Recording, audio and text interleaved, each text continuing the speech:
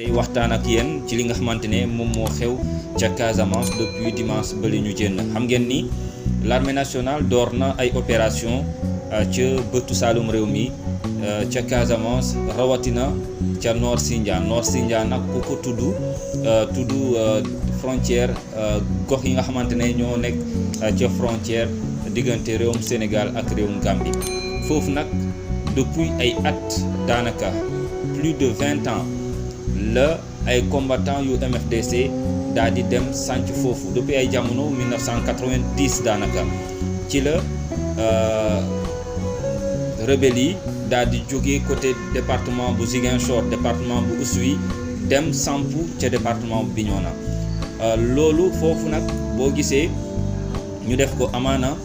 àll bi dafa rëy lool côté boobu mais non seulement ça Sénégal mu ngi bokk frontière ak réewum Gambie te ñëpp xam nañu diggante Yaya Jammeh ak nguuru Sénégal wala ak Sénégal ci dox li nga xamante ne moo di seen relation loolu bokk na ci li gën a favoriser implantation bu sax bu combattant yu MFDC ca zone Nord Sindian maanaam côté frontière ak réewum Gambie loolu bu mu amee gis nañu ni Salif Sadio dem na ba am doole côté boobu ba contrôler ay villages yu bëri yu nekk ca Nord Sindian léegi nag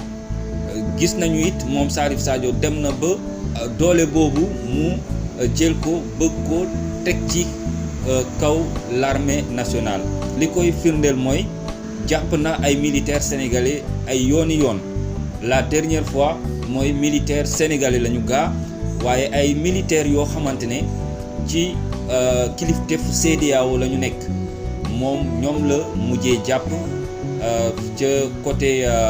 réewum Gambie ndax ñoom foofu la ñu nekk foofu la leen jàppee téye leen en otage rey ci ñeent ci ay militaires loolu nag doon loo xamante ne moom moo jur li nga xamante ne moom la nekk di dund jamono ji tey moom Salif Sadio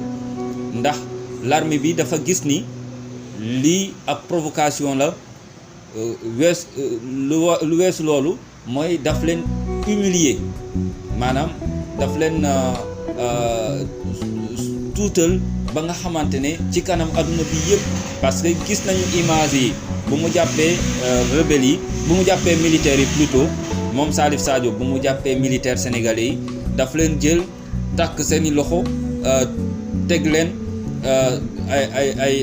ay caméraman du ma ne ay journalistes mais ay caméraman filmer leen jël loolu dugal ko ci ay réseaux sociaux ba nga xamante ne loolu wër àdduna këpp loolu nag bokk na tey ci li tax armée Sénégal jël décision ni il faut liy jeex loolu nag moo tax depuis dimanche bii ñu jënn l'armée bi daal di sóobu ci ay ab opération bu am solo ngir mën a yëkkati bépp base rebelle boo xamante ne Salif Sadio moo ko yilif ca Nord Sindian nekk ca département bu Bignona opération bi nag depuis bu mu dooree ba mardi bi ay bombardement la l'armée doon def mardi nag ci suba si la militaires yi daal di door a wàcc ci terrain bi jaamaarloo directement muy face à face ak combattant yu MFDC jamono ju may wax ak yéen nag l'armée bi enregistré na benn militaire bu ñàkk ay bakkanam mu enregistré yeneen juróom soldats yoo xamante ne jëlee nañ ci ay gaañu ñoom sax daanaka dinañu leen ñenn ñi dinañu leen évacuer ca Ndakaaru ci xibaar yi nga xamante ne moom la ñu jot ndax seen état xëy na dafa xaw a critique amuñ leeruñu ci mais ci xibaar yu ñu jot dañ leen di évacuer ca Ndakaaru pour ñu mën leen faj nu mu gën a gaawee waaye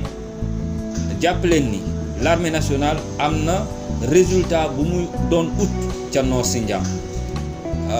satisfaction daanaka mënuñu ne satisfaction totale waaye tey l'armée bi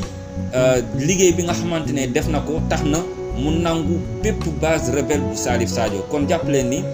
jamono ji Salif Sadio amatul benn base ca Nord Sindian ndax armée bi jël na yëpp muy Karou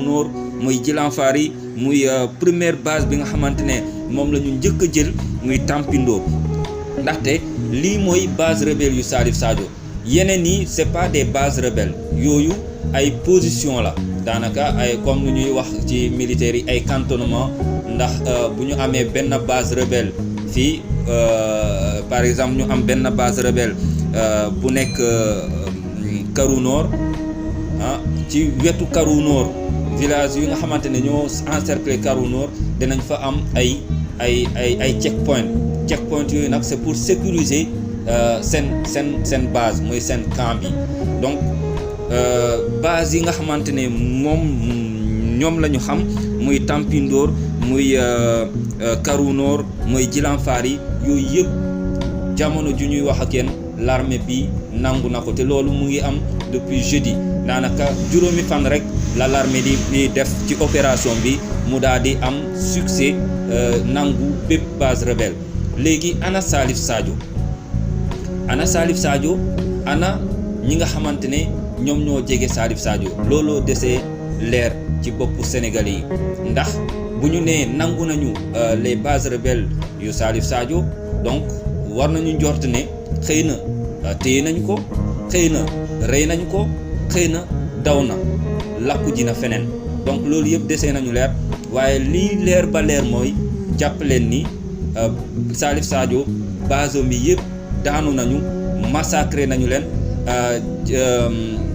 du massacré rebelle yi sax mais massacré nañu base yi yëpp lakk nañu leen te fu mu toll ni militaires yi ñoom ñoo nekk ci biir base yooyu ñoom ñoo contrôler ci biir base yooyu ñoom ñoo contrôler base yooyu comme ni ñu ko defee